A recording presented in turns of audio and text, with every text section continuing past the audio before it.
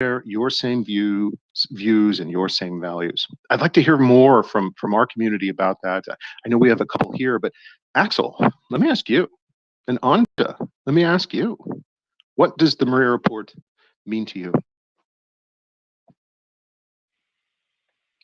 Anna, shoot.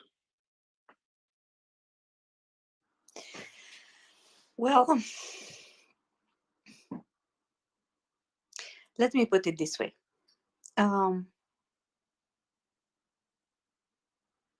Besides friends, right? Because I made friends here.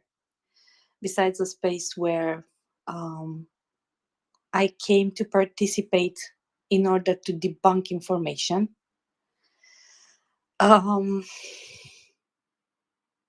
Besides the fact that people here donate time, money, and more for Ukraine, it's a community, right? This is what it is for me. It's a community of people who want to support Ukraine, who come here to be informed, and who inform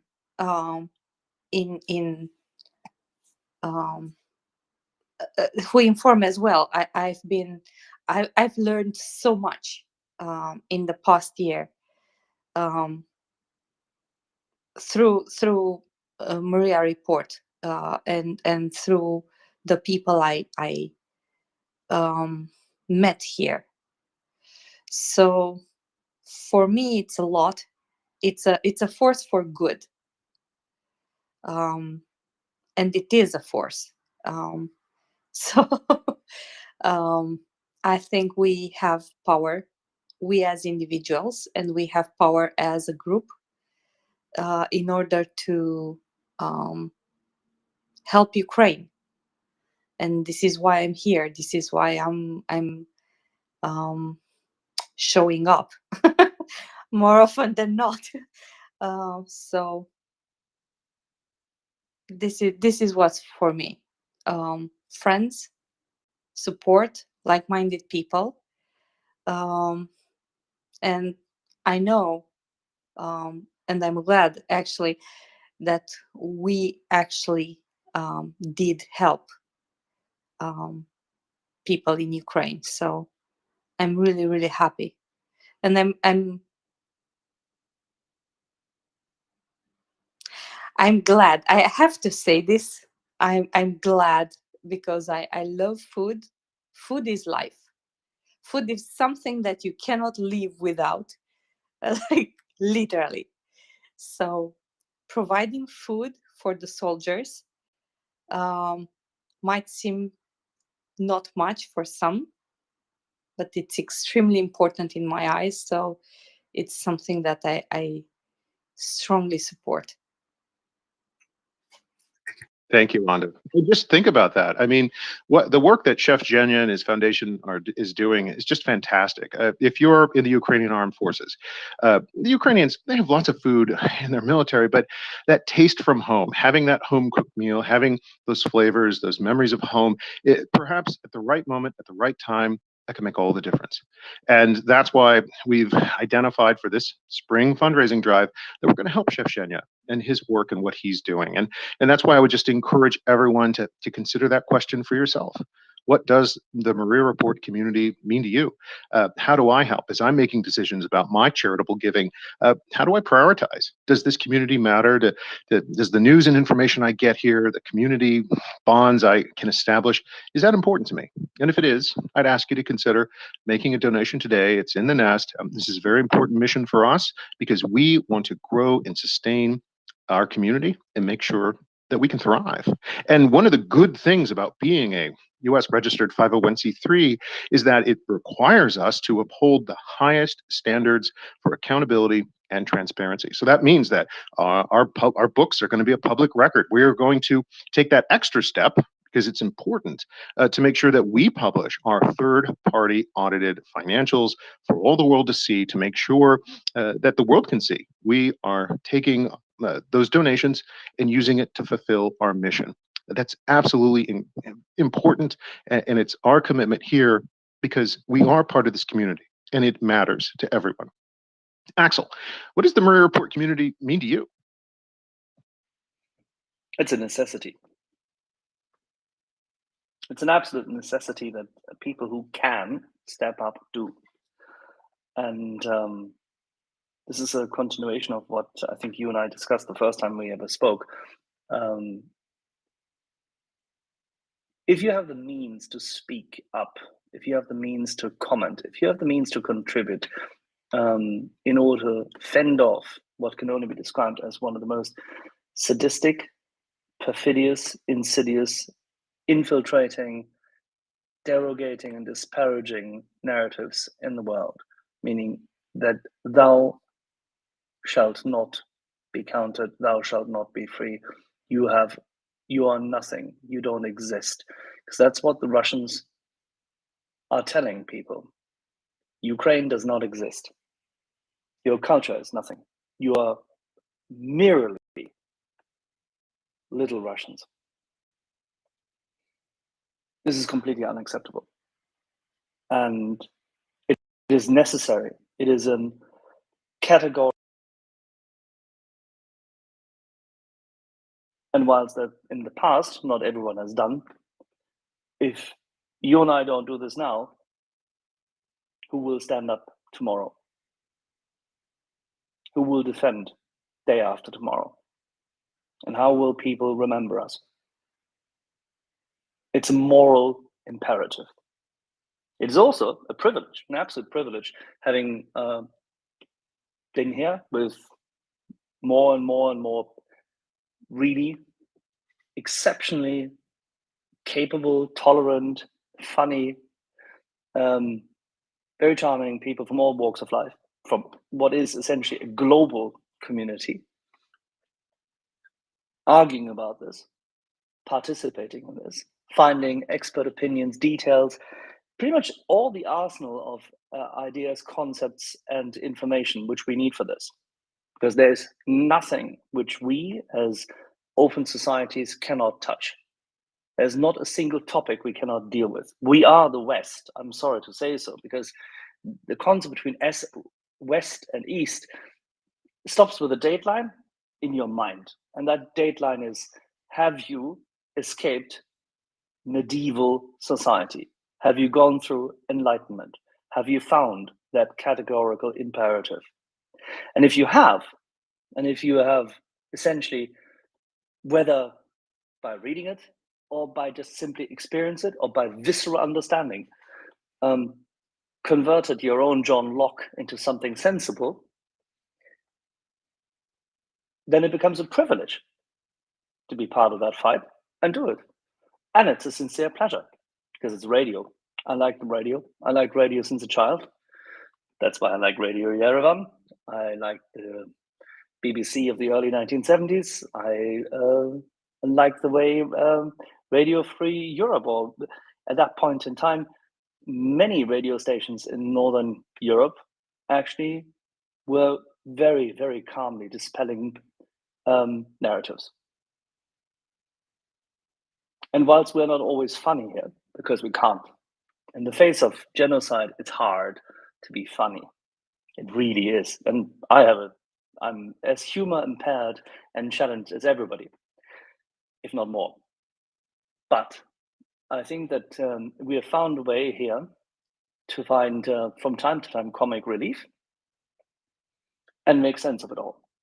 And that is a human condition, which makes that, so to say, hard day-to-day work of following that categorical imperative very simple, because it's enjoyable to be with all of you here, or as my American friends now in the South and in certain other areas call it, with all your all. Axel, earlier today when we were having this conversation during our European segment, of which you are always crossing over from Europe to North America, so many people came up into the space. They were describing what the MriyaReport means to them. And a common theme that emerged is that the MriyaReport has become part of their daily fabric. They keep the Maria Report on. It's there when they wake up in the morning. Sometimes there's a couple insomniacs in the community. They just can't sleep. The Maria Report is a constant presence in their lives. And you mentioned that aspect of radio, and I think it's important because our community, it's personal. Over these last several months since the start of this current phase in the war for Ukraine, we've gotten to know each other. We've gotten to learn that I am not alone. What I'm feeling is not alone. My frustration, my anger, my desire to help, I'm not alone. And people have come together here in this space, and they've learned. They've seen perhaps Russian disinformation online. They've become frustrated. They've learned from this community, and in their own lives, people were giving testaments. They were saying, "Hey, I've actually had conversations with people I know, and I used something I heard Ben Hodges say on the Maria Report, and I've used that to change perhaps their opinion." This, for me, is why this community is just so important. And I maybe said it once before, but I can remember how nervous I was. Frankly, yeah, the very first time I came on, I'd never spoken on a Twitter space before. It was during the sinking of the Moskva, and there was a piece of information I wanted to share. It was right from the Department of Defense. They had an update, and I hit the request to speak button. I had no idea what would happen. I shared my information, and I got right back down to listener because it was a weird experience. But then I came back and I kept listening. And that's really the source of my interest and the beginning of my commitment to this community.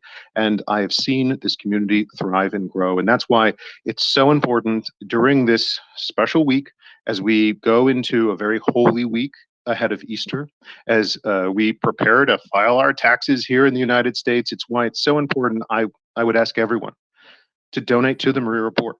Click on that button and give what you can. Right now, it's important that we push back against Russian disinformation, that we help to cultivate this community, and that we say, yes, I want to help the Maria Report, and I want to help friends like Chef Zhenya, friends of the space, people who we believe in, and we want to help too.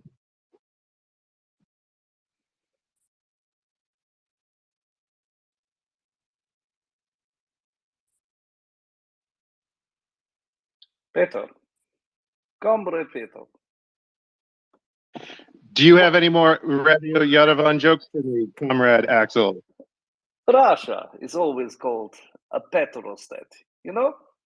Ali Burton, everybody helped them do this. What is the difference between the petrostate and the banana republic? Oh gosh, I'm terrified to ask. Perhaps nuclear weapons? Maybe? No. Comrade, listen, think. It's simple. Without our friends from the West, only bananas are a renewable resource. Oh, that's great. I love it. I first learned about Radio Yerevan from Edward Lucas, and we were having a discussion about the best ways to push back against Russian disinformation. And there's many approaches that you can take. You can debunk, you can have fact checkers, but using satire, using humor, as we've seen from the Great NAFO initiative, satire, humor, mockery, just making jokes of Russian propaganda. These are very powerful tools that Russian officials, their propaganda mouthpieces, they have a very hard time dealing with. And using that sense of humor that Russians cultivated during the Soviet period is so powerful. It's so important. It congealed into this idea of Radio Yerevan. But even now in this space, the banter, the jokes, the big boom updates from Mokers, listening to others contribute, having guests on The Dish with Fish or with Chuck in the evenings in North America. These are all aspects of our community that push back against Russian disinformation. And it's why I'm so encouraged that the Maria Report is taking that next important step. And that's why we're having this fundraising drive this week, because we want to grow, we want to sustain our efforts. And I would just ask everyone to consider that question. What does the Maria Report mean to me? And can I assist? Because I think it's important. 100%, as a friend of mine says from time to time. 100%. So let's talk about the meal ticket. Did you talk about the meal ticket and what the team of Chef Zhenya actually does every single day? No, not yet. Let's do it. Okay, fine. Alrighty. So people, you may remember that Shevchenia, when he came to our space, and he's done this many times since last summer. At the beginning, everything was still in flux. You may remember Shevchenia reported from actually being still in Kyiv and then supporting the territorial defense forces and others with his kitchen, having open kitchens like many cooks. But then he moved part of his operation to follow essentially special operations forces and feed them. And he was very critical about the quality of food which is being served. And he said, I have to do something about it. See, the moral imperative. If you can, you have to do something about it. And he did. And so he created, by his own design, the capacity, rather than just running his own business. He went there, and from every month, 2 weeks, and then sometimes 3 weeks, and then 1 week off, he, with building a team, using volunteers, created the supply chain for a special operations force. And then others reported and heard, hey, there's some good home-cooked meal. And nothing spreads better than a well-filled tummy as a noose amongst people in the trenches and people who have to actually run, fight, spend days on end fighting and warring and use calories galore, but are absolutely sick and tired of only MREs. MREs are fine. They're important, as our friends Chuck Farrer and others have stated here many, many times over. MREs are absolutely fine, especially if enough Tabasco, no question about it. There's even people, as Chuck has highlighted, not only here on the space, but also in his books, there are people who have eaten some of those MREs completely dry with just Tabasco and a slug of water after. I wouldn't recommend it, and it's definitely not really nice, which is why home-cooked meals, freshly produced, matter a great deal.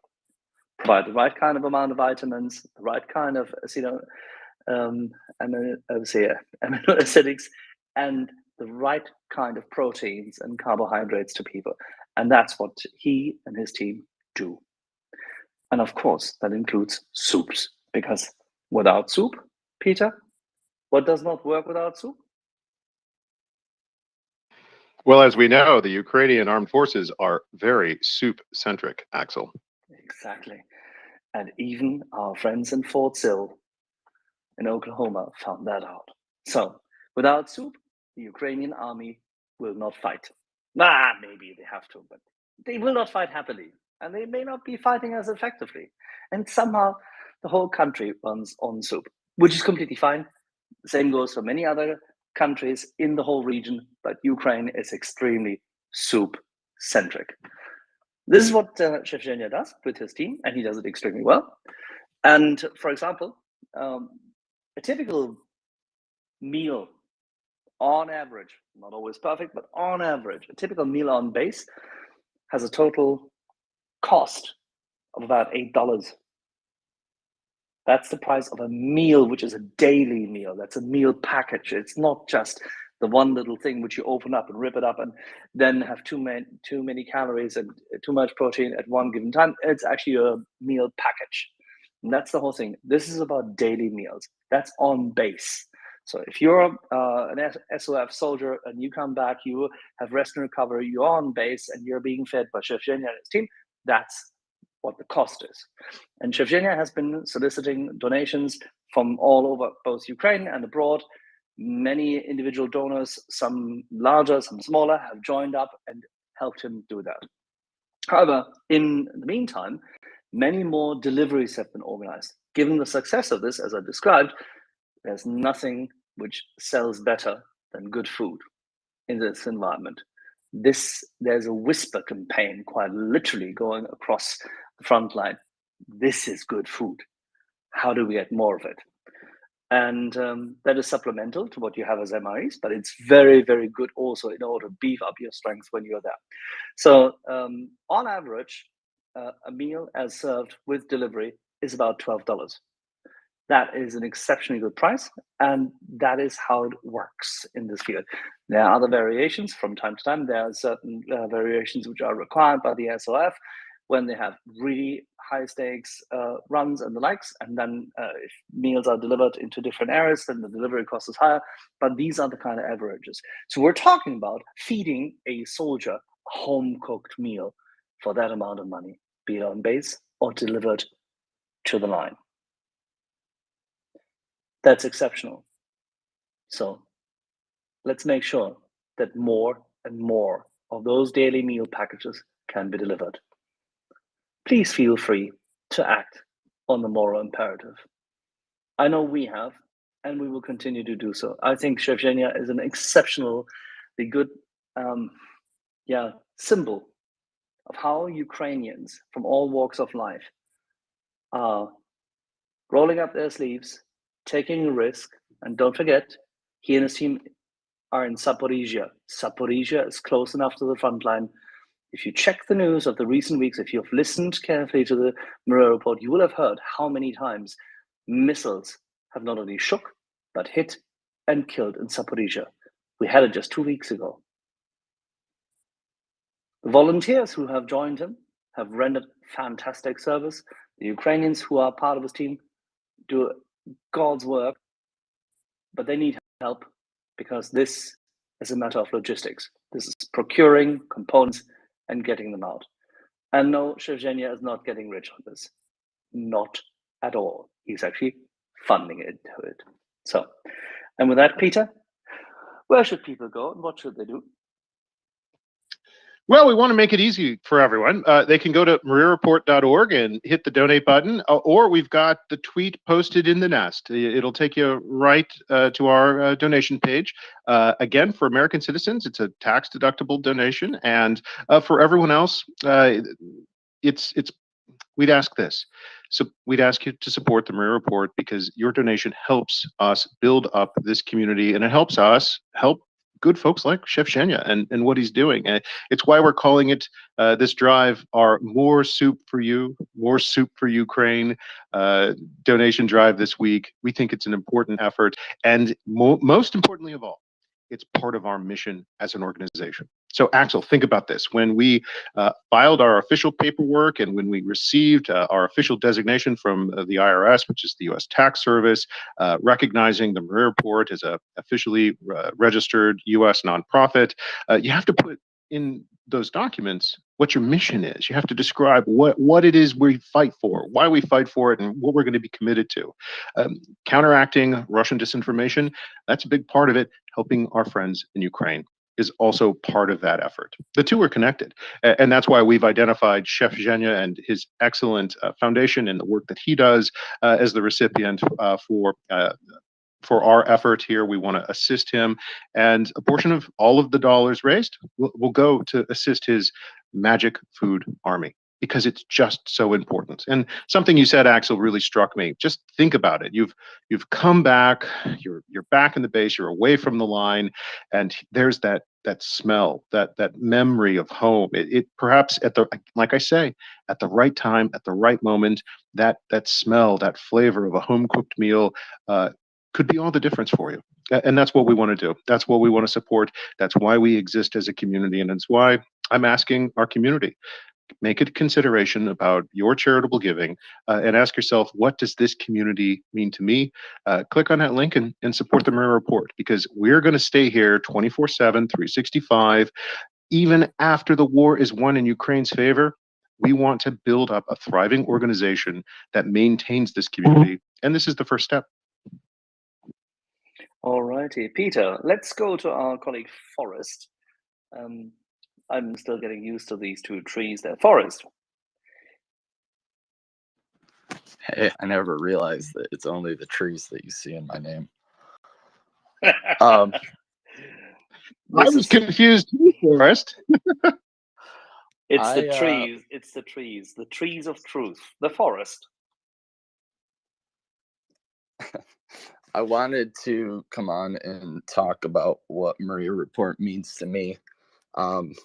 Like a few of the others that were on this morning, I found MriyaReport in a time of panic and desperation, thinking, all those grand thoughts, the fears that I had at the beginning, and slowly learned over time, became less ignorant about the issues and what was going on. And by, I don't know, June of last year, it was like the voices of these co-hosts were like family members in a weird way. And I heard someone else say the same thing. It may not be an official family, but you start hearing them in your head and saying things that you're hearing on the space, and it just kind of became a small community.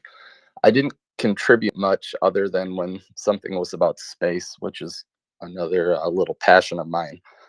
But the real reason that I wanted to talk is about what happened with my son, and some of you might know. Gosh, it was about 2 months ago. He had an issue where he was being picked on at school, and he had a Ukraine patch I had sewn onto his bag for him, and the kid ripped it off and knocked him over, and it just wasn't a good time. And as a parent, it crushes you. As a kid who was bullied myself, like, you get it, you know the feeling, but you feel helpless. And I reached out to Mockers to connect to see if Colonel Jeff could maybe send him a replacement patch, but from his days as the pilot. And took a little bit, but when Jeff heard my request, he reached out and he came back with, we're not going to give him a patch, and ended up getting him a chance to fly a plane here in Grand Rapids, where I am at, and potentially change my son's life for the better.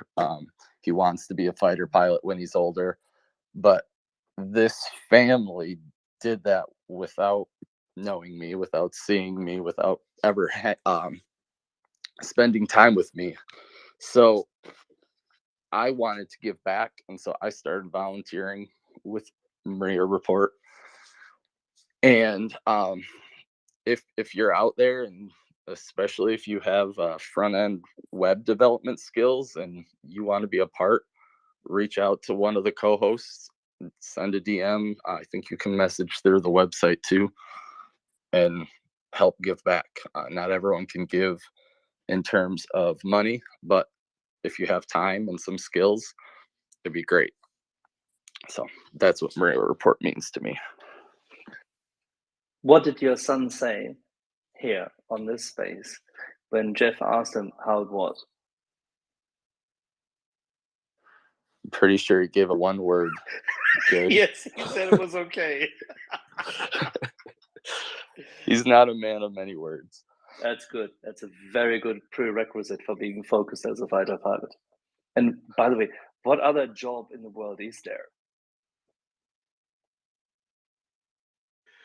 Forrest, I just wanted to thank you. I mean, it is those kinds of experiences that really bind us together as a community. As I was talking with Colonel Jeff and I heard about what he was trying to do, it made me so proud of this community and how we've all just come together to help each other, to learn from each other, and to realize, we're not alone.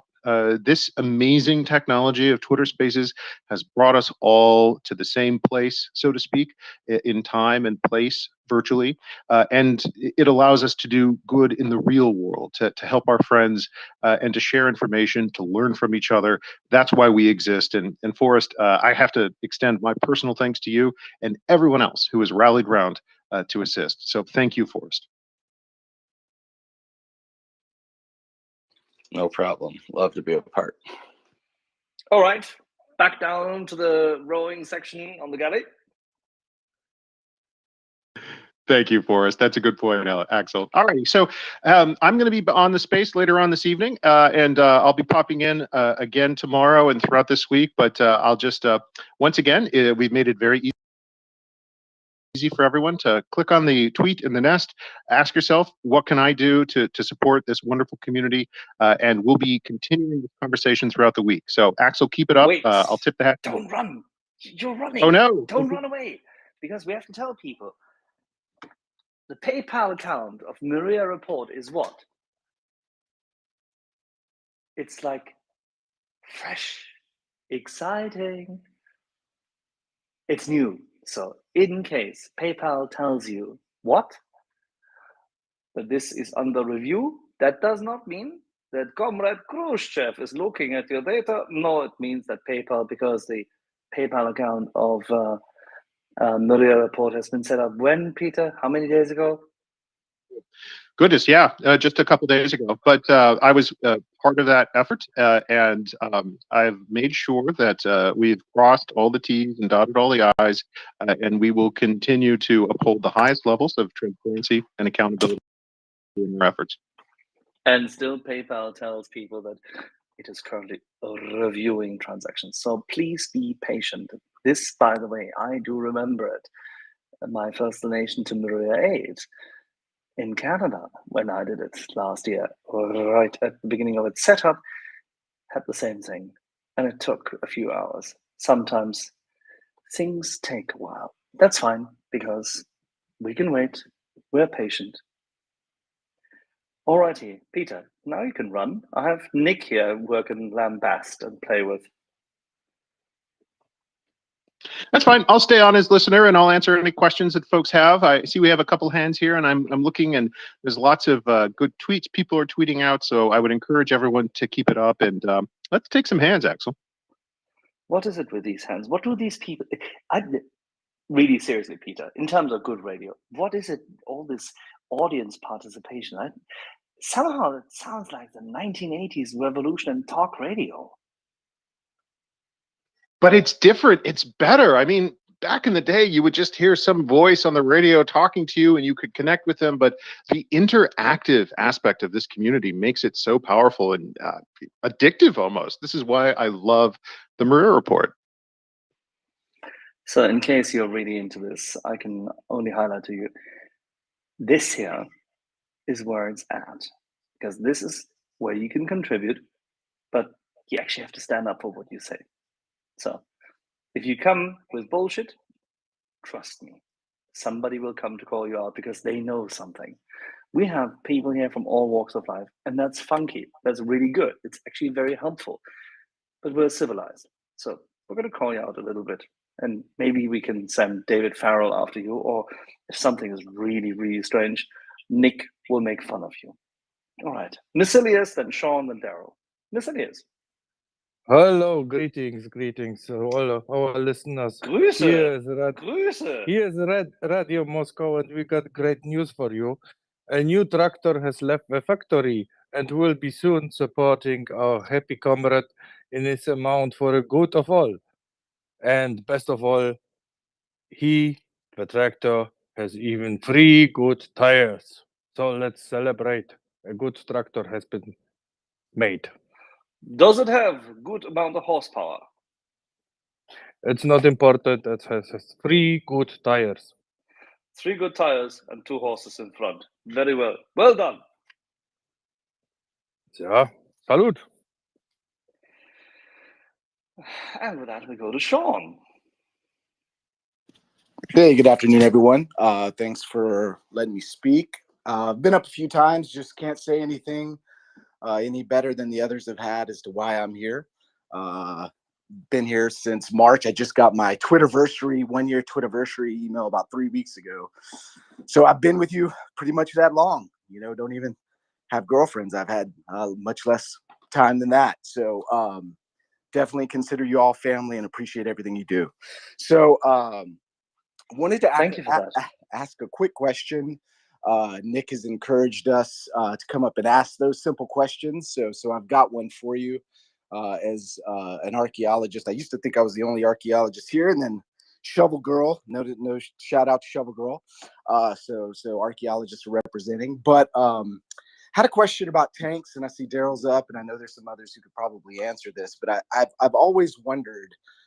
I can envision how important mine clearing is, especially in these upcoming operations, hopefully the upcoming offensive. And I'm just curious, I can get a sense for how they would work in terms of there being, for lack of better words, a shovel or a rake or something affixed to the front of a tank that clears the way. But my question is, are the mines pushed to the side? Are they collected? Are they detonated? If somebody could help me sort of explain how these paths are cleared and what that looks like, I'd really appreciate it. And thanks for everything y'all do. Oh, that's a fantastic question. I think Daryl and I can go into excessive detail, but then again, let me just highlight, for example, the Germans have sent yet another 2 ARVs with ARV2 standard VSEND1, which is a quite neat thing. It looks like a strange spider. So if you have visual arachnophobia, please don't look at any pictures of the VSEND1. But Daryl can tell you all about how on earth it is possible that these tanks manage to still survive, and how much more effective it is that we use them to detect the mines and then deal with them. Daryl. Good evening, all, or good afternoon, depending on where you are in this world. To answer your question, it has a lot of like forks. If you think of how a motor grader works, when they are going down the road, they take that fork that's underneath it and they just kind of scrape the ground to break it up. And that's exactly what that apparatus on the front of the tanks do. It digs down far enough to where these mines would be laid, and it pulls them up, and as the earth turns, it actually rolls them out to the side, clearing a path for the tanks behind. And that's the reason why every tank would be coming up behind that one, is because it has a known path that has been cleared. And what would happen next is you would have 2 flanking tanks with the same apparatus, and they would kind of do like half the track and widen it. So what's ever been pulled up by the one in the front, the next one would come in and keep moving all that earth and mines that have been picked up to the side, so that you have a much wider path going forward. But that's the easy and simple answer to it. Now, that spider machine that Axel was talking about, that's one I haven't seen work, so he'll have to go on that one. Oh, come on. It's the same thing. So the VSEND, as well as the Titan, I think it's a version of the Titan. Somebody from our British side has to correct me, but I think the Titan applies a similar system idea. Has essentially some spidery legs going in front, so that they could assist in touching upon what is a potential for mines, and that the mines are then cleared to the side by means of a plow.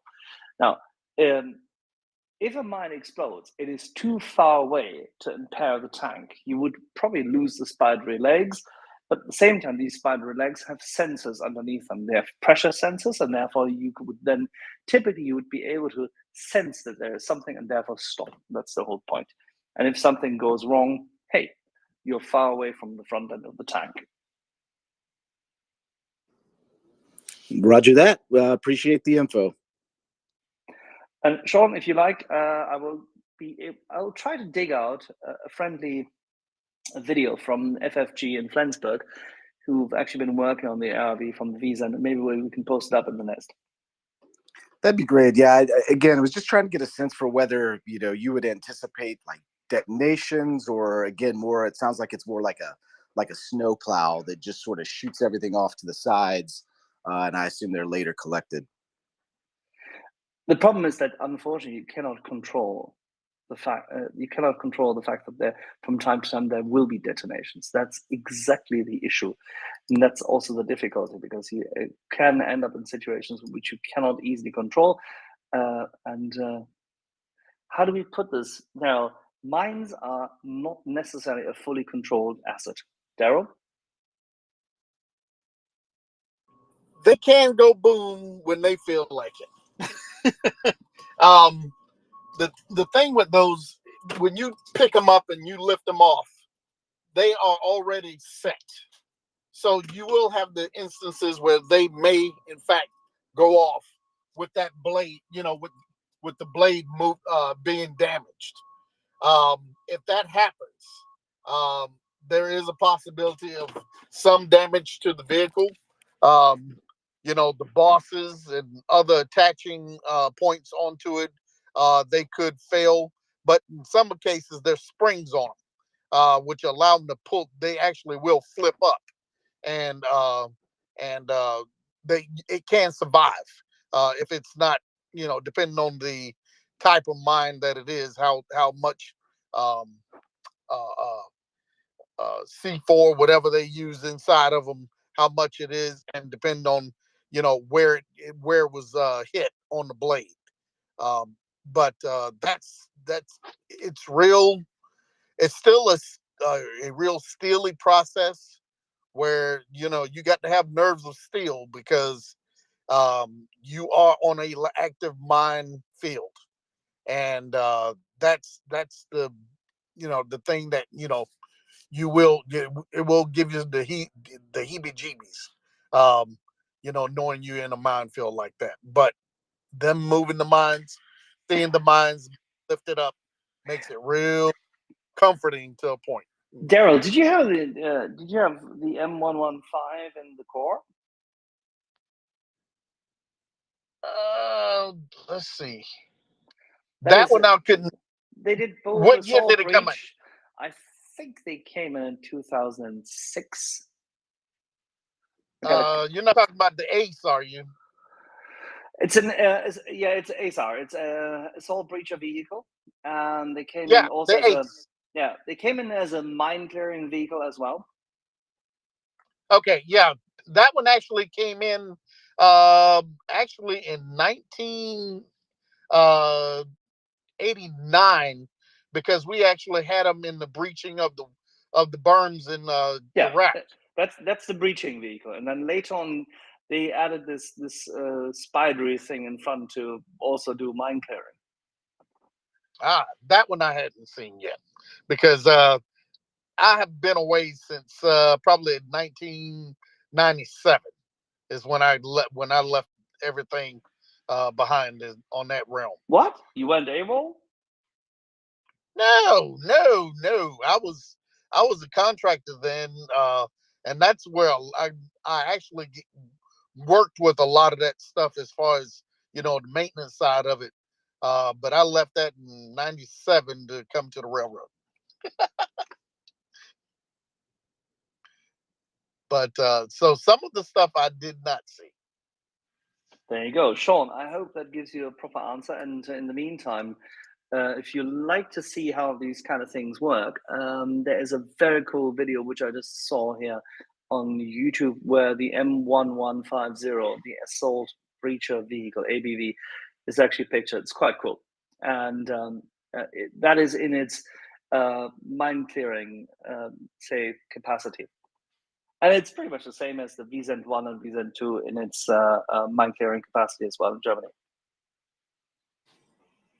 Excellent. And then also, there are trucks that have or lighter vehicles.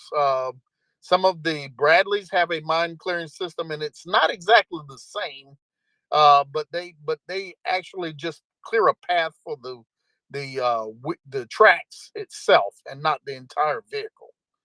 There are those type of clearance vehicles as well.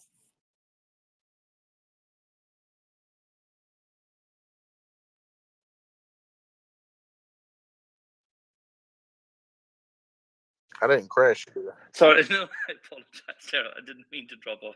Let me cycle Nick the Brown up.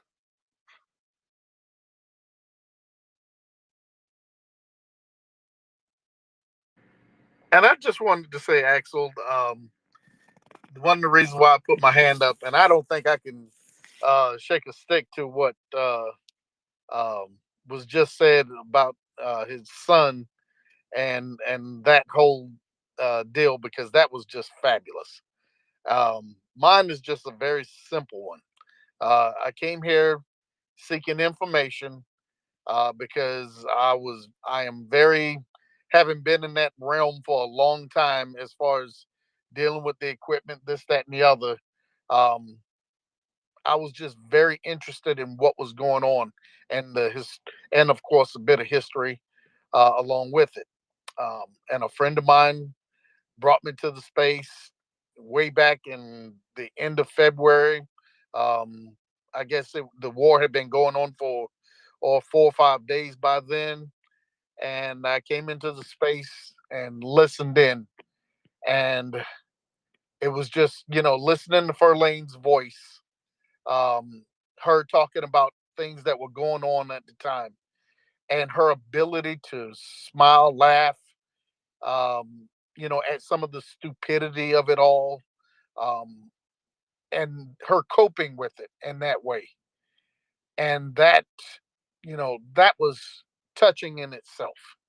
Um, to hear somebody on the battlefront, or in the now a countrywide war zone, dealing with missiles coming in, uh, planes, whatever, however they were being hit at the time, and just to know and see, and still see the news at some of the stuff that was coming in on the news, and just know that somebody was there living through that.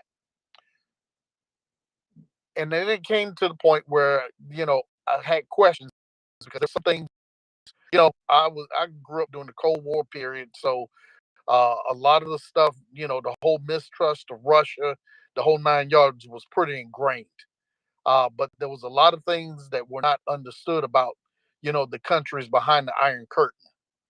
And as the East opened up after the wall fell, there was still a lot of unknowns about those countries. And so when it came to Ukraine, of course, there were going to be questions. And I came up and I would ask a question here, ask a question there, you know. Um, and at that time, it was really, they were really monitoring um, how people came up, because a lot of stuff that people would hear would be Russophobic, you know, I mean, really pro-Russian, but you had no idea it was. And and so everyone was a little bit on their p's and q's. Joe, I would hear him roast folks right and left, some days. And so you were real skeptical about asking, but I was being honest with my questions. And then And that was vital. Frank That, became that was vital, and it was absolutely key that you actually post them, because not many people have gone through the Cold War as you and I have. no, I mean, and so it it was just people, you see the pictures of Europe, you talk about it, we know the countries in the west of Europe, but it was still those questions. Could we trust some of these people? Did we really know these people? How they're, after being in that society for so long, you know, could we really look at these people and know that they were really rushing to the west?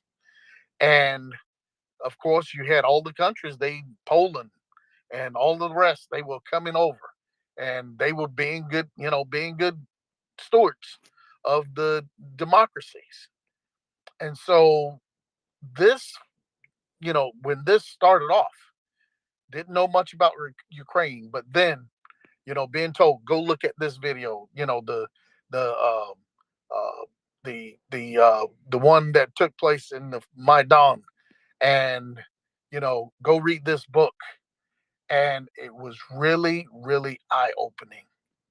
And I wouldn't have got that information but for here. You know, um, I'm still looking for that one book though, Paradise Street, Axel. Yeah, I have a copy here. But yeah, I'll organize another one for you. Okay, but though it was getting that kind of information that really enamored coming here, because it was not just the war at that point; it was history. It was people's lives and people's countryhood. Those things are important, and they made it more.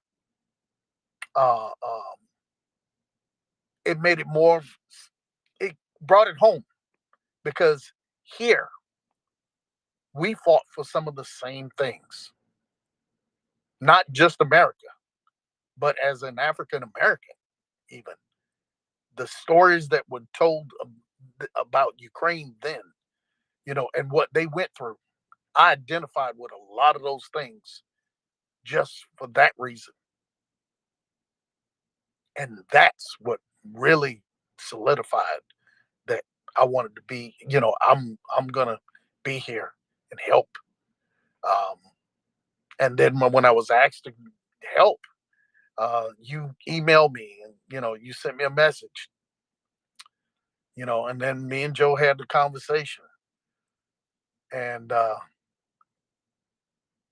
it's become a part of my days. Um, and that's and I found a family. It's a worldwide family now. And while Forrest said it's kind of a quasi family, I think it's more than that. I know people by voices. Uh, I know avatars, and I know avatars by heart. And so, if you are really looking for something to believe in, the Chef Genia, this is believe in it. We're not here to do anything other than help, because that's what this space was designed for, to help. Do what you can. And, I hate for that to sound like a commercial, but I'm just telling you from my heart that this is something. It's bigger than just, the people you hear here. It's got a voice in governments. It's got a voice with the people of Ukraine, and it's got a voice in Russia because they know this space. And they would not know it if it wasn't for all of you out there listening in, asking your questions, donating your treasure to Miria Aid when it was Miria Aid was the only 501c. So I'm going to end it there, Axel. I'm getting ready to go check in a little bit. I'm still listening out, but Key thing is, Daryl, at a point in time when everybody was exhausted, at a point in time when you thought, Jesus Christ, I'm going to pack it in. This is too hard, and there's too many difficulties, and there's too many crazy people still around. We once had a discussion, and he said, no, of course not. I'm not going to go away. I'm going to come back. I'm going to do this. I'm going to be with you because this space is worthy. These people are worthy. And that's how many, many of us have come around to make sure that no matter what kind of challenges this places on certain people's, daily rhythms, lives, and the likes, that we contribute, that we help, that we organize, that we talk to each other, that we jointly, as a team, get this done. I've quoted this once before. I'm not going to read out the speech today. I'm going to do this yet again as last time on Easter. But we either heal and work together as a team, or we fail as individuals.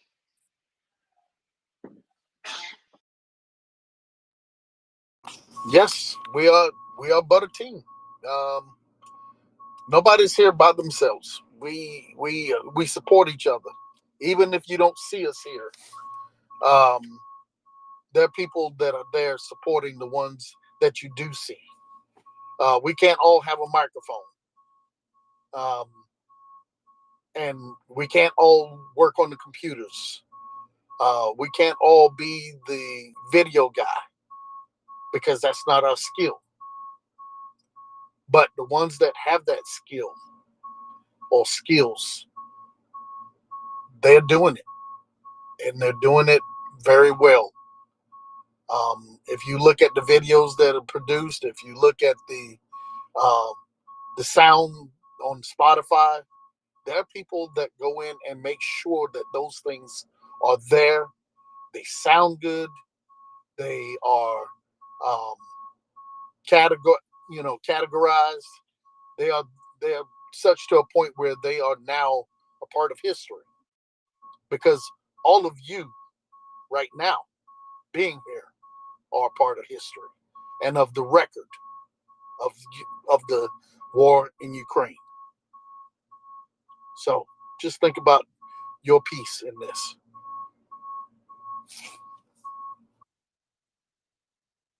Alrighty, I'm trying to get our beloved young man Alan up, and let's see whether he can join me on the co-host panel. Evidently, given the fact this is how these young people are, they're moving so quickly they don't see what happens and vanishes on their mobile phone screen. Miss Cilliers. Speaking of mobile phones, thank you, Axel.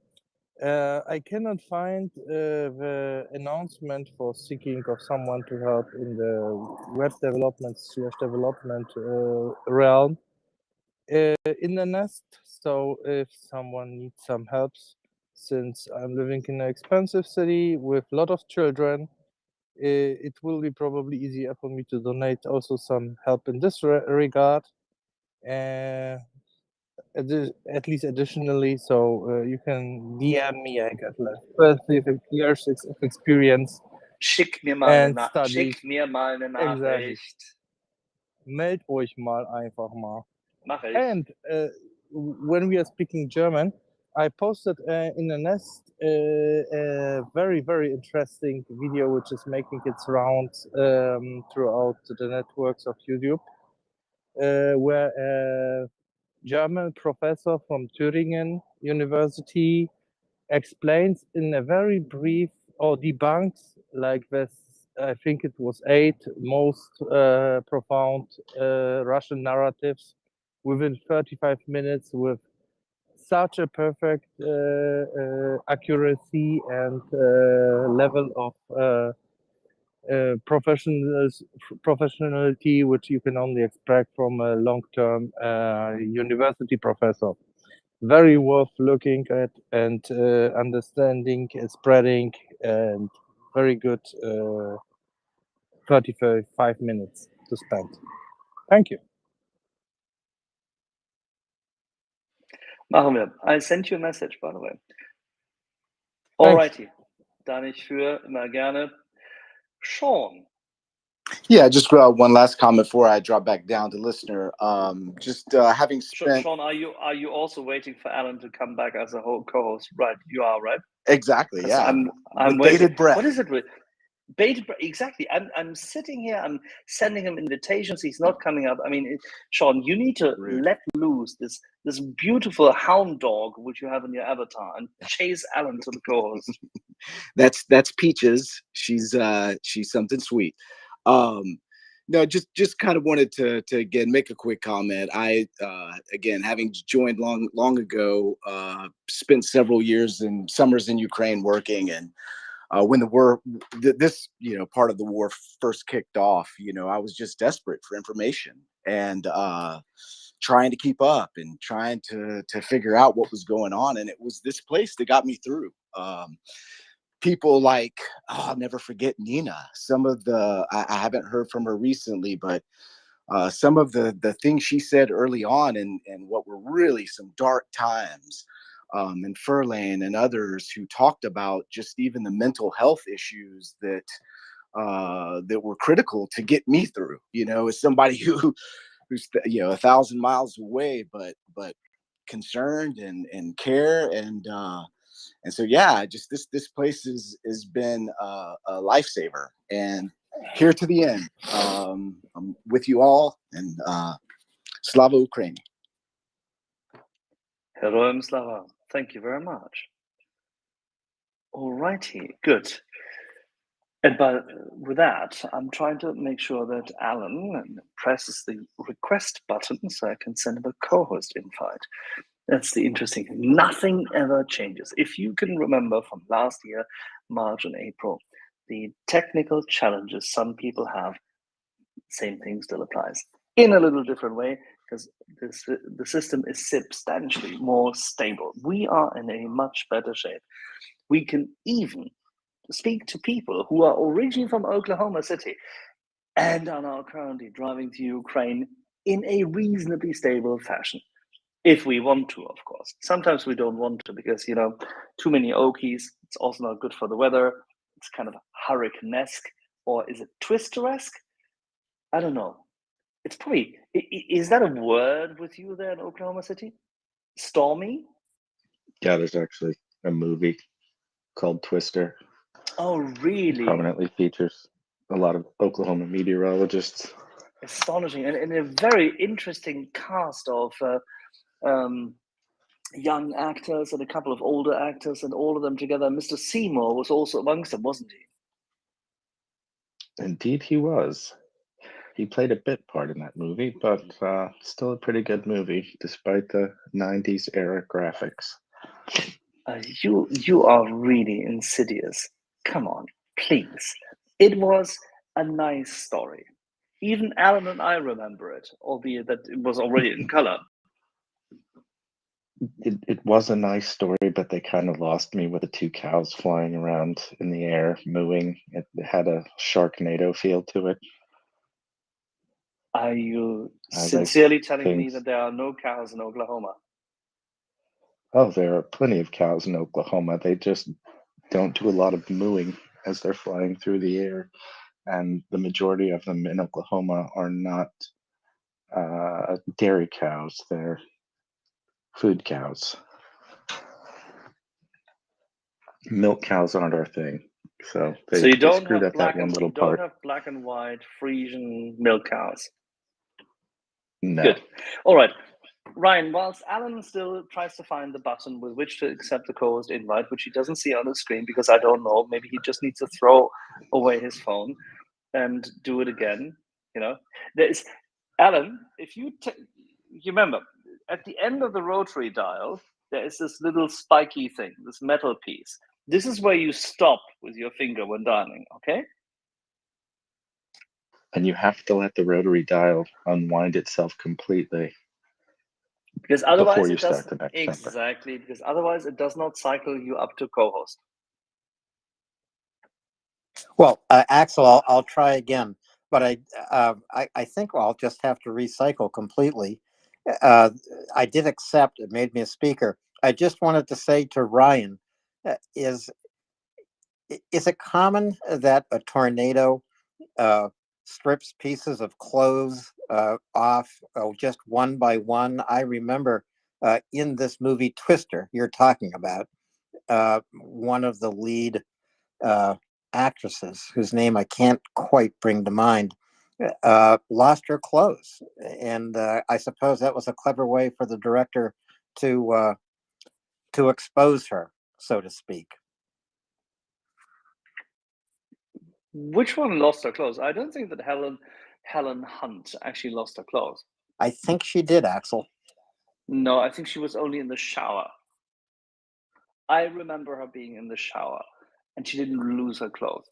And then she went downstairs where the boys were all sitting around the table having a steak and eggs kind of, dinner. I remember her being outside watching that Twister and losing her top to the wind. That was definitely a PG movie, despite the harm to the cows. So I'm sure there was no flesh in that film. You wouldn't believe it, but I watched this film at some point in time when I couldn't sleep after all you all made me completely, utterly, happy for many hours. The weekend before last. I can't remember Helen Hunt losing her top, but I will now go through the movie and find out. And I'm sure that Jamie Gertz didn't do anything like it. Yeah, I think it was Jamie Gertz that had hers pulled off because she was in shock. She was in shock. I agree with you. Let me have a check. Okay, Alan, let's see.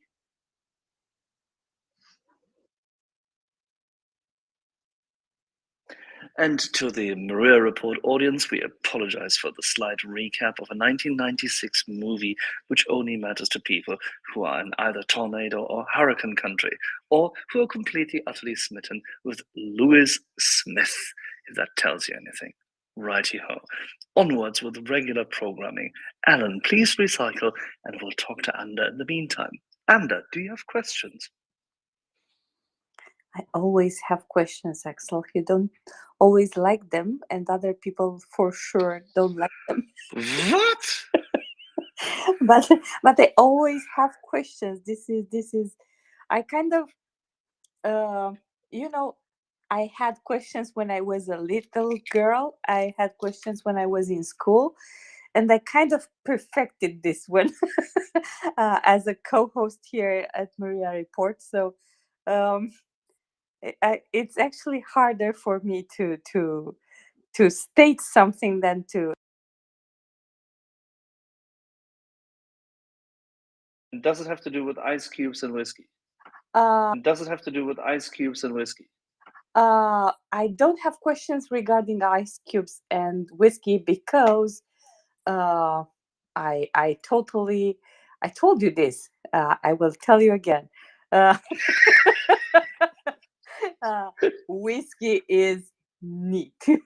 Should be neat. I don't like many things neat. This is one of them. Yeah, neat and but I have some jokes if you want. Yes, please. Is it Radio Yerevan? Yes, with Radio Yerevan, because you know a Romanian sent to me two of them. One actually I remembered, but they are nice. So one of the jokes is very old, and it's actually really telling in how we as countries neighboring Russia, USSR back then, were looking at it, right? So this is a very old joke, and I need this preamble because otherwise you won't. It will sound awkward. So the joke goes like this: Who is USSR neighboring with? And the answer from Radio Yerevan is whomever they want.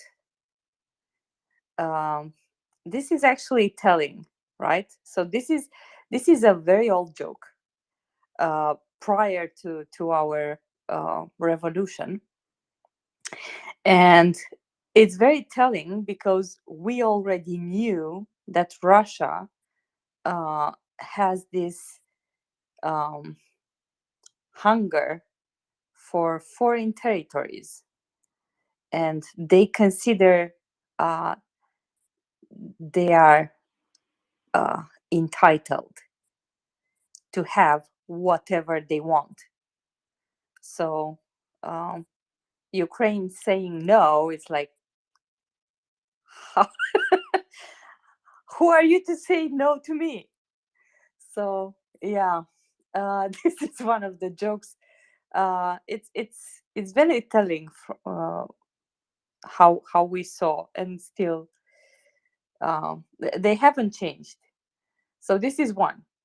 And the second one, it's more funny, actually. The second one is the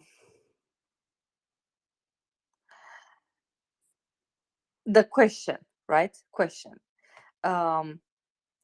to Radio Yerevan. Can I get jail? Will I get jail time, like 10 years jail time, if I will go into a Red Square and said that Putin is an asshole, and he is also ill and dying? And the answer from Radio Yerevan is you will get more than you expect, because this is a state secret and you're not supposed to say. Uh, so I'm sorry. I told you today I don't have good jokes. I only have bad jokes. So these are my bad jokes. I'm sorry. But they actually, um, yeah. Can you get 10 years in jail? Yes, you can get 20. Uh, I'm sorry. Uh, but actually, I think this is actually valid, still valid. But you know why there's no flour in the market? You know that they put people in jail for. And you know, when Radio Yerevan is asked why there's no flour in the market, Radio Yerevan's answer says, in principle, that's true, but they put it all into the bread. Into the bread, the flour. Oh, you're right. You're right, and it's a luxury, right? Just as we said. I was just see what I did there. See what I did there. We'll come back to the fact that Romanians were so ungrateful to Ceausescu. You wanted both bread and milk, and when you were finally gallantly denied the milk, you still wanted the bread, which is completely, absolutely insane, given the fact that he managed to get you oil. True story, Axel. Do you know how many hours? And this is not question for Radio Yerevan. Do you know how many hours I stood in line in order to get 1 liter of sunflower oil? 6 to 8. 11. Wow. That's what friends and colleagues of mine from said, what they experienced when they were very young, that they were standing with their mothers in various countries, in whether it was Poland, whether it was Romania, or whether it was Georgia, it doesn't really matter. They were standing in line for things which should never have been scarce. One thing that I need to be completely honest. So in Romania, it was not the same in every city. So the most heated towns were the towns. How should I put this? In the capital, we still had bread. We had to queue for it, but we still had bread. We didn't had luxury bread like there we used to have. They were called cornuri, like a half a moon, um, um, like a boomerang. A croissant. It's not exactly a croissant. It was like a boomerang in shape, and it was made with milk. So they decided that's too much to have bread and milk. So we didn't have that one for years. So you couldn't find it. You couldn't buy it anywhere, but you had plain bread in the capital. So you will queue for half an hour, but you could get the bread without. Uh, um, um, so you could buy 4 or 5 pieces of bread, and nobody would say anything to you in the capital. In the outside cities, you had a small card with punching with dates of the month, and they will punch a hole in today, for example, and you will get per person half a bread. This was was called rație, like a ratio, something that you were allowed to have per day, and you will still queue for that one. So whenever I was in Brașov, where I have relatives, we will wake up at 5 o'clock in the morning, go and stay we will split actually. So me and my grandmother from there, we will stand in line for bread, and my grandfather will go to the milk queue, and he will stay for the milk queue. So that was the life in Brasov. And in Brasov is cold during the winter. I have to say this.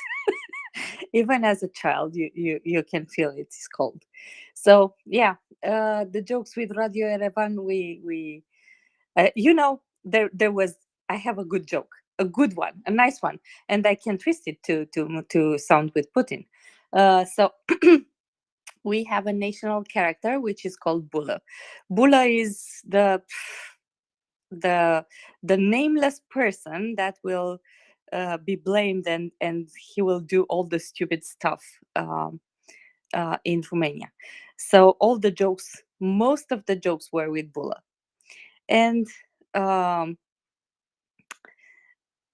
joke is like this: Bula gets rich, and he is asked by his father, how did you get rich? Like, your job is really really dull. How did you get rich? Um, and this joke was initially said about Ceausescu, but you can put Putin inside it just as well. So he said, the picture you gave me for my birthday with Ceausescu or Putin or whatever you want. And he said, yes. Well, I put it on the street, and I said, it's 5 lei if you spit on it. So, uh, so yeah, he got rich. Um, um, these are our jokes. I'm sorry, I have terrible jokes. I told you today I have terrible jokes. These are my jokes. I'm sorry. No better ones, but maybe Nafo Dave has better jokes, Axel, and he can get a laugh out of you. Let's give it a try. Neighbor Dave. Well, unfortunately, I don't have any better jokes, but at least I want to tell Anda that at least your jokes are better than Joe's or Yehuda's. That's Yehuda's bad jokes are. I guess that's not it's not a fair scale to judge your jokes against Yehuda's jokes, but they're much better. Thank you. And I had the same kind of reaction as Ryan did to Twister when I watched it. I couldn't tell if it was supposed to be satire or if it was making fun of Oklahoma or or what. It was just so out there, and not.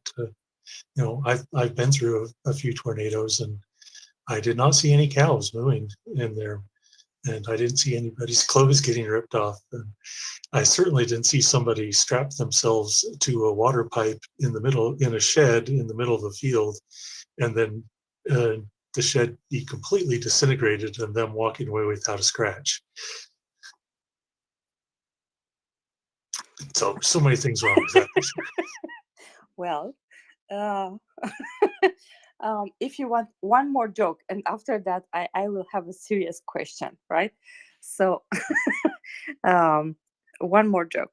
So this joke is with Putin. I saw it today. We actually have a similar joke here in Romania about our leaders. So yeah, so the joke is with Putin, and it's Putin. He's in his private jet. He looks outside, and he's like, oh, look how our armies got to destroy everything. Look how everything is destroyed. Wow, we were so effective. And the pilot says, um, um, uh, Mr. President, I have to tell you this: we haven't uh, uh, um, we haven't exited the Russian airspace yet. So, yeah. We have similar jokes about Romania, if this makes sense. But uh, yeah, we our specialty is to make fun of ourselves. So that's nothing new, nothing new. So, Dave, you have a question for me, or I should ask a question to you? No, I just had remembered one of my, since you were talking about the jokes about politicians, one of America's eminent commenters on, or provider of commentary on American politics is Will Rogers, who happens to be an Okie.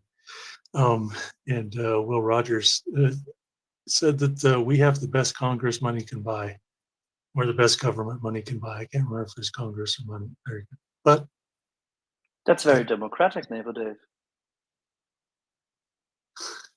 I don't. Democratic? That is No, that is very democratic. In a nation of what, It's 360 capitalist. million people in 50 states across the whole northern part of the continent, and the fact that you have a widely distributed economy, I think that's actually quite fair that the various regions get their say, and they only have to make sure that their congressmen are sufficiently incentivized.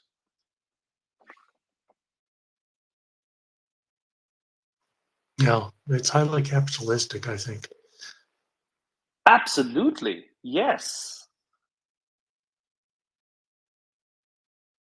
Without capitalism, we wouldn't have a dental drill.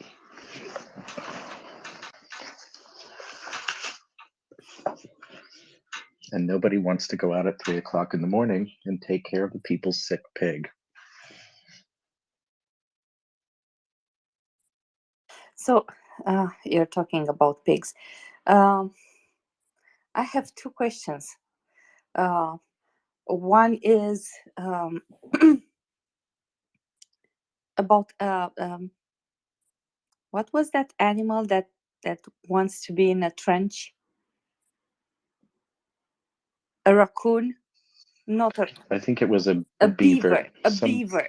Somebody share that video with me, please, because I've heard about it for 2 or 3 days and I have not seen it. So, a beaver. I will. So my question was, someone came up. I think Shaggy Fella came up in the morning, saying something about a poll to name the beaver. Do you know anything about that? Because I'm totally lost, and I will look for that video because I saw the video and sent it to someone, but I think I lost it at some place. So that was one question. Maybe Nafo Dave knows about the poll with the name, with the beaver, and the story about the beaver. Well, I do know that Finance and I did a Name the Beaver drive as part of the NAFO night shift, but I don't think it wasn't official. Is this an official poll then? This is something that so this is what I understood. So I found the video. I will make a tweet, and this is actually funny. It looks painful, but it's funny. I will make a tweet and share it with you, Ryan. So you will see the beaver. He's really cute. So Shaggy Fella said that his proposition won. Did you make a poll back then, Dave, when you were during the night shift? No, we didn't. It was just here in the channel in space. And it also correlated with finding a new name for snuff. So it got all kind of mixed up. It's Scruff now. I saw he chose the name Scruff. Yeah. It was supposed to be Flying Beaver, but I guess it didn't like that. I like Flying Beaver more. I totally I am totally going with the flying beaver. I think that's better. So yeah. So the next question, the actual question, which is relating to Ukraine, is about the Polish MiG-29s. Is it real that they arrived in Ukraine and they are operating right now? I understand that President Zelensky is going to visit Poland mid on Wednesday, I think. And I was wondering if there are more to come, and also have a news update about planes. So, yeah, first the question: Are they in Ukraine? That's the question.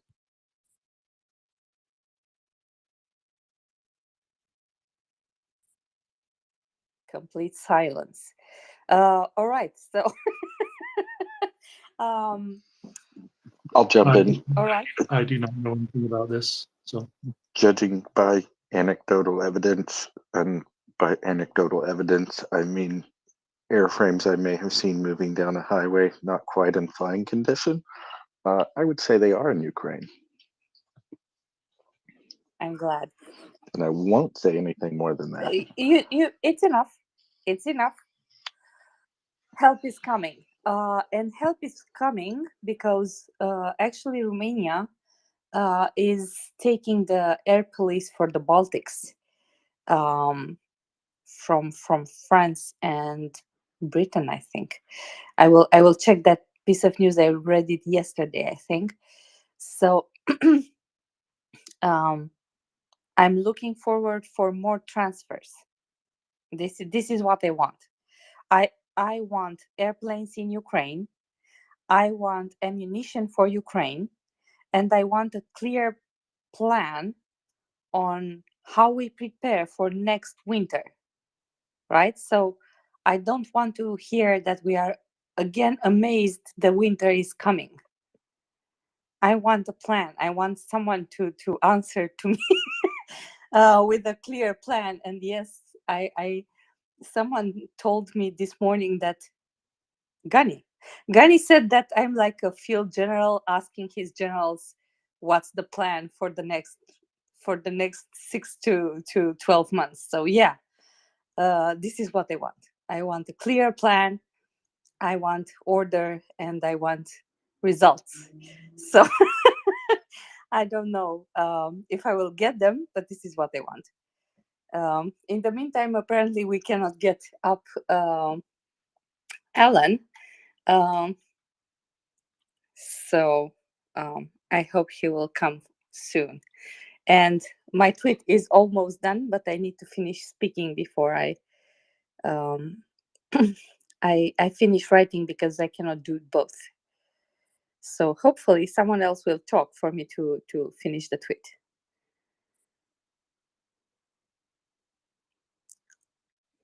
Alrighty, I need to cycle up Nick in order to supplement the call site, because otherwise we'll run into trouble. And by the way, just fair warning for everyone, we may have to restart the space. And if we decide that we do, we will do this either in 19 minutes at the top of the hour or in 2 hours from now. We'll have to check this. There's a couple of technical issues which we're facing at the moment, and we may have to consider this. So don't be annoyed. You know how it goes. You know the drill. You've been here a while. How long has the current space been up, Axel? I haven't checked, but I think at least 3 days. I think the current one, I think we had one for running for 7 days or something. Yeah, we had one. We had some very long ones. Absolutely, it's no question. It's not a problem. And then, as you can see, I mean, Nick, you should have an invite by now. Try it. Don't see it. All right. In the meantime, let's go to Machilias. This is the correct way to say. Okay. Wait one. Yes. Sorry, Monsieur. Es tut mir leid, ganz kurz. Entschuldige. Nick, you're on that terrible Android, right?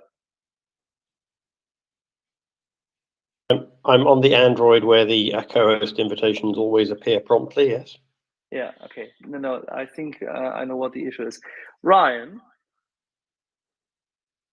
Yes. If I send you an invite for co-host, would you accept it just for the fun of it for 5 minutes?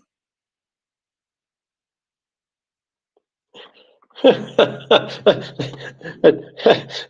Nick, there's a reason. Consider your answer carefully, Ryan. I'm sure there's no ulterior motive. No, there isn't actually, because Ryan has an iPhone, and I want to make sure that. No.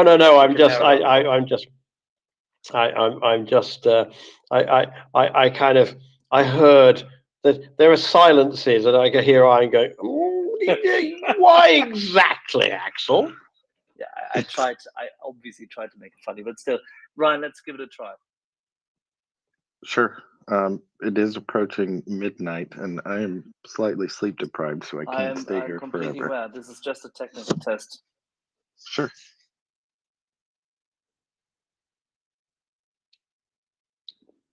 While they're doing that, and I sent you the video of the raccoon, or not the raccoon, the beaver. And also to answer your question about the airplanes, the Air Force spokesman for Ukraine said that they now have 5 brigades, 2 of Su-27s and 3 MiG-29s. So I would assume they are all in Ukraine and operational based on that. That's awesome. Nick, I can hear you typing. Yes. That's awesome. Thank you very much, Stephen.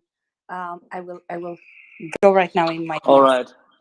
Gentle people, it is evidently not a problem of the hardware, and it's not a problem of the brain power and the wonderful commitment of all the wonderful Twitter users here. It evidently is an issue which is connected to the fact that seemingly we are here since sometime earlier, on March 27, when I last restarted the space. That is good. Heather, if you can do me the favor, please check how many hours we've actually spent here. We might be just en route to a record. But the thing being is that by that means we also seem to have exhausted our capacity to escalate co-hosts up, which leaves me here alone. I'm talking here, Axel. You're 1, not 2, alone. 3, not it. You're not alone. I am delighted. I know. I'm just the one who has to press the buttons. Righty home. Good. May I ask kindly, if nobody has anything against it, Mercedes, I apologize that I interrupted you. I'll come back to you in just a second. May we have in 14 minutes from now a considered, planned, comfortable, elegant restart then? I see no opposition. The yeas have it. Massilius. So it is said, let it be written. I just wanted. Yes, please. I just wanted, because no one said anything, at least before I raised my hand, on a topic on those mix. What is written here in Europe all around the press, and which is that Slovenia has provided those 3 mix which are now there. Poland has promised 4 mix because they have I think in total 32 mix operating in a status at least close to operating, and but a lot of them are from Germany, and there was some delegation to Germany. Actually, no one exactly knows what was the topic, I think, but it somehow was related to those mix, at least regarding the press. And after those meeting, they have said that they will not be asking for the permission right now. So they have been talking to Jens Blödner. That's actually what has been more or less written in all that newspapers, and it was funny because it was more or less the same statement, only with a little bit of variations. So I think that's the current state from 2 days ago. Thank you. And the 4 MiGs which are outside of the equation, they are. I hope they are, of course, still on the way in some shape or form. Thank you. And Jens Plötner is really quite an interesting source, is he not? You know this one figure from Lord of Rings, which is called Snake Tongue or something like this. A guy with long black hairs, which is telling to this one from Rohan, the one monarch, which is like kind of friends. Yes, I remember. That's Jens Blödner for me. Then we are on the same page. Thanks. 100%. Alrighty, gentle people.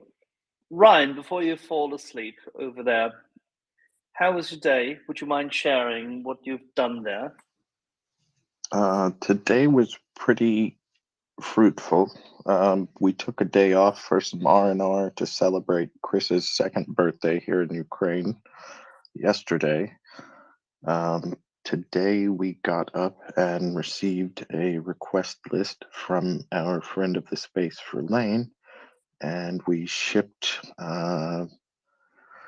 30 tourniquets, 20 chestnut, 30 tourniquets, 30 Israeli bandages, 20 chest seals, 30 compressed gauzes or vacuum sealed gauzes, and a bunch of quick clot, along with some stretchers and some googly eyes.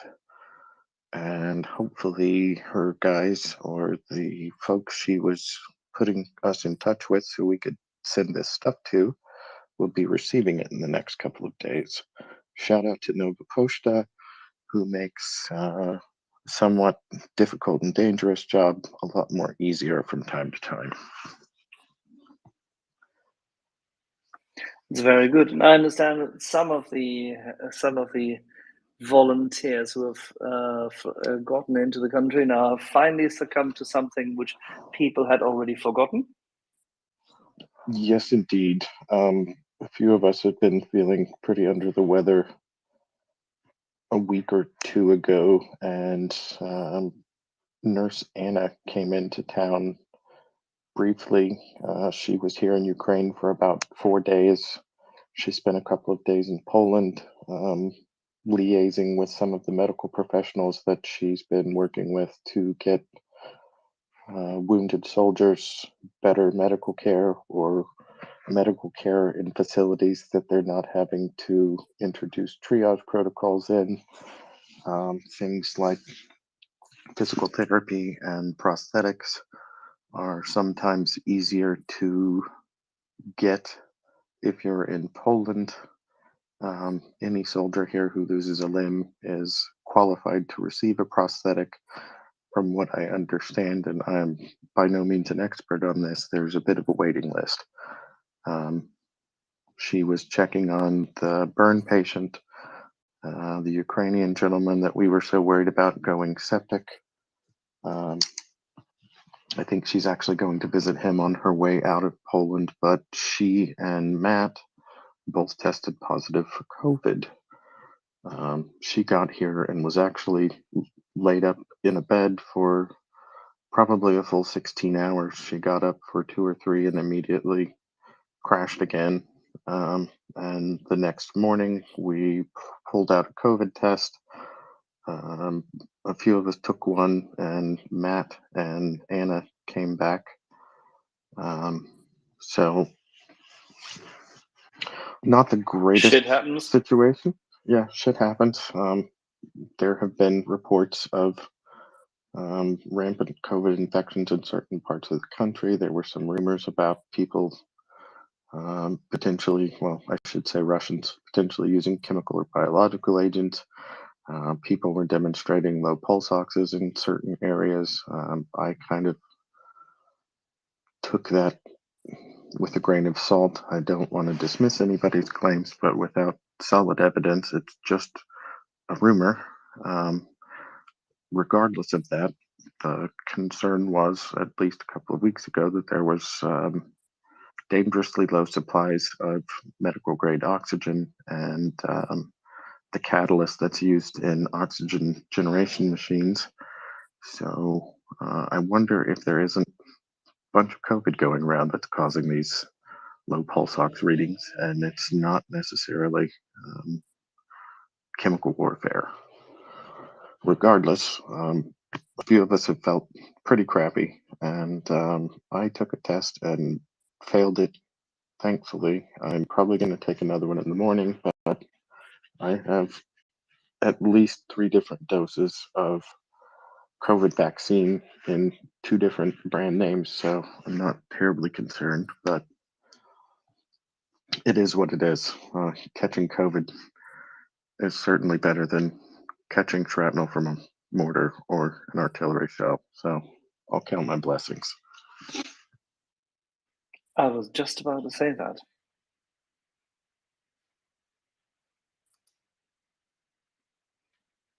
And by the way, if I'm not quite mistaken, we haven't yet quite established when exactly we started, but it seems about a week ago. Actually, on the 27th of March at 5:24 in the afternoon, I started this space.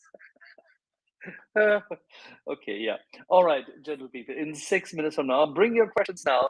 In 6 minutes from now, we're going to do a proper restart. Yoo-hoo.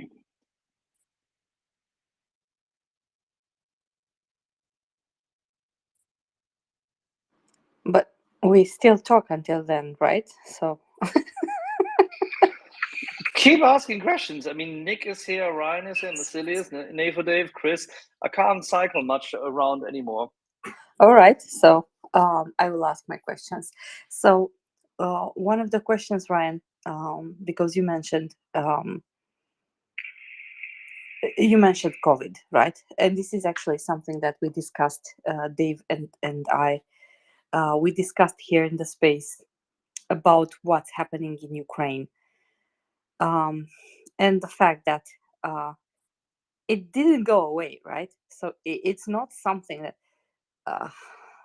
it's not present. But I know getting shot is more important. Not to get shot, right? But actually, this is not something that was eradicated. So I was wondering if you have information about the Ukrainian soldiers on one side. How are they faring? If they get the medication they need, and how is the health system organized? Because I bet many of the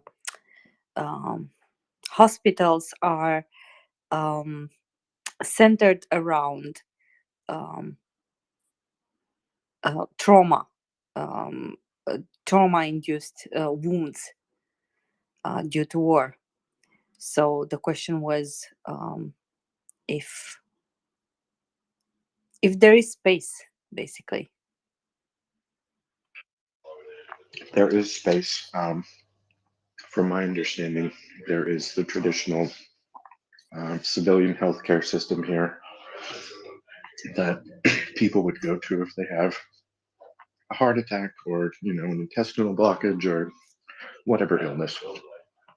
There are also specific military hospitals that just deal with battlefield trauma wounds, and those are fed by these stabilization points that wounded soldiers are evacuated to before they can be prepped for longer transport to a longer term care facility. So, in addition to that, they have private hospital capacity if you can afford it. Sometimes it's the same doctors that you would get at the public setting, sometimes it's not, but it's a supply and demand issue. I know certain hospitals in areas much closer to the front are overwhelmed with trauma patients that need lots of care. But it's a mix and match situation. I know the Ukrainian rail service actually administrates a few of those, so I suspect those probably didn't exist prior to the invasion in 2014, or maybe they were set up, the invasion last year, but for all I know, they've been set up for the last 8 years. One of the first times I got a request list from a hospital, I started reading through it after I could get it translated, and it piqued my curiosity why the train service would be operating a hospital, but when it's a transfer hospital, that makes more sense. All right. And with that, everybody, just listen very carefully. We will, in about 60 seconds, shut the space down and restart right away. So if you have something to say, very quickly, staccato. Vasilius 1, Peter 2, but we have 60 seconds. Carpe secundam. I yield. Peter. Yeah, I'm just saying I put a link up to two Ukrainian fighter pilots who are saying they really need the F-16s, the MiG-29s are not up to the job. It is very much that they're being like radar and things like that. But we can talk when you come back up. Absolutely, I completely agree. It's great to have the MiG-29s there. It's better having them than not having them, but at the same time, yay, we need F-16s. Completely correct. And with that, everybody, countdown. 10, 9, 8, 7, 6, 5.